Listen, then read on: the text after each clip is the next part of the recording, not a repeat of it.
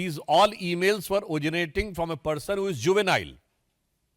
और आप समझिए उसने कई 100 स्कूलों को इस प्रकार की फर्जी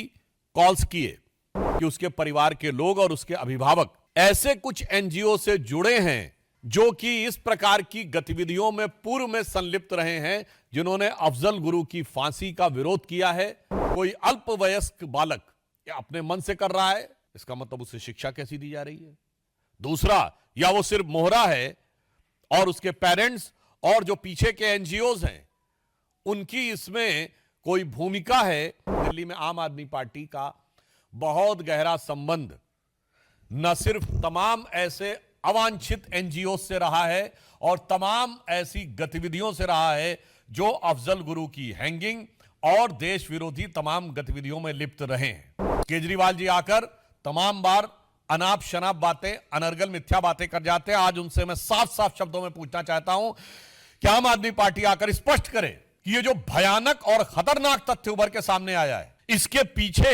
जो मैकेनिज्म नजर आ रहा है, चूंकि उन लोगों का सीधे वैचारिक सामने आपसे नजर आ रहा है, तो आपसे उनका क्या संबंध है? I want to put forth a very sensitive and serious issue in front of you. अभी आपने देखा होगा कि मीडिया में प्राप्त समाचारों के अनुसार और जिसमें दिल्ली पुलिस ने अभी एक प्रेस कॉन्फ्रेंस भी की है और एक बहुत ही गंभीर, संवेदनशील, खतरनाक और रहस्यपूर्ण तथ्य प्रकाश में आए हैं। आप सबको ध्यान होगा, चंद महीनों पहले की बात है और चुनाव के दौरान भी और चुनाव के बाद भी दिल्ली के तमाम स्कूलों में बम धमाके की कई कॉल्स आई थी, ईमेल्स आए थे। जांच के बाद आप सोचिए कि इससे कितना भय और तनाव का वातावरण अभिभावकों और पूरे दिल्ली की जनता के मध्य उत्पन्न हुआ। यद्यपि बाद में उसमें कुछ भी नहीं पाया गया। फिर जब इस विषय की गहनता से जांच की गई और यह ट्रैक करने का प्रयास किया गया कि ये ईमेल्स कहां से आ रहे हैं, तो बहुत ही आश्चर्यजनक तथ्य प्रकाश में आया कि मूलतः यह ईमेल एक ऐसे व्यक्ति के द्वारा आ रहे थे जो अल्पवयस्क है। These all emails were originating from a person who is juvenile. और आप समझिए उसने कई 100 स्कूलों को इस प्रकार की फर्जी कॉल्स किए। इसके बाद जब जांच में उनके लैपटॉप और अन्य फोरेंसिक चीजों की जांच की गई और इस बात की पुष्टि हुई, तो और भी गहरा तथ्य प्रकाश में आया कि उसके परिवार के लोग और उसके अभिभावक ऐसे कुछ एनजीओ से जुड़े हैं जो कि इस प्रकार की गतिविधियों में पूर्व में संलिप्त रहे हैं, जिन्होंने अफजल गुरु की फांसी का विरोध किया है और ऐसी तमाम गतिविधियां जो कानून व्यवस्था की दृष्टि से राष्ट्र की सुरक्षा के लिए घातक मानी जाती हैं, उन गतिविधियों के समर्थन की बात आई है। अब इससे गहराई इसलिए बढ़ रही है कि क्या कोई अल्पवयस्क बालक अपने मन से कर रहा है, इसका मतलब उसे शिक्षा कैसी दी जा रही है?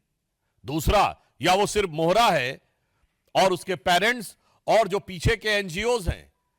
उनकी इसमें कोई भूमिका है ताकि दिल्ली की कानून व्यवस्था को बिगाड़कर, दिल्ली के वातावरण को खराब करके, दिल्ली में भय का वातावरण उत्पन्न करके कोई राजनीतिक लाभ या अपनी राजनीतिक विचारधारा की पुष्टि की जा सके। अब जो समाचार उपलब्ध हैं, जो जानकारियां उपलब्ध हैं, उससे बहुत गहरा संदेह हो रहा है, क्योंकि हम सभी जानते हैं कि दिल्ली में आम आदमी पार्टी का बहुत गहरा संबंध न सिर्फ तमाम ऐसे अवांछित एनजीओ से रहा है और तमाम ऐसी गतिविधियों से रहा है जो अफजल गुरु की हैंगिंग और देश विरोधी तमाम गतिविधियों में लिप्त रहे हैं। आप सभी को ध्यान होगा कि फरवरी 2015 में जो टुकड़े टुकड़े होंगे का नारा लगा था, वो अफजल गुरु की बरसी के ऊपर था और जिसकी फाइल को महीनों तक आम आदमी पार्टी ने बचा के रखा था। इसलिए अब यह रहस्य गहरा रहा है कि वो एनजीओ कौन है, वो एनजीओ के लोग कौन हैं, उनका आम आदमी पार्टी से कोई संबंध है क्या? क्योंकि यह बात हम ऐसे हवा में नहीं कह रहे हैं। आम आदमी पार्टी की मुख्यमंत्री आतिशी मरलेना जी के दोनों पेरेंट्स ने अफजल गुरु की क्लीमेंसी के पिटीशन का समर्थन किया था, तो यह बात सीधे संबंध जुड़ता हुआ दिखाई पड़ रहा है। यानी वहां के सर्वोच्च नेतृत्व के साथ, और उस जमाने में याद करिए वो सब लोग, प्रशांत भूषण, शांति भूषण, अन्य ने बहुत सारे लोग थे, आप बड़ी लंबी लिस्ट है, वो सब उस समय आम आदमी पार्टी के सदस्य थे। यानी आम आदमी पार्टी का एक संगठन के रूप में उनके साथ संबंध बहुत साफ दिखाई पड़ रहा था। तो अब ऐसी जानकारी लगती है और यह ऐसा ही गहरा संदेह आता है जो पुष्ट होता हुआ नजर आता है कि क्या इस चीज में आम आदमी पार्टी का या उनसे जुड़े एनजीओ का कोई संबंध है।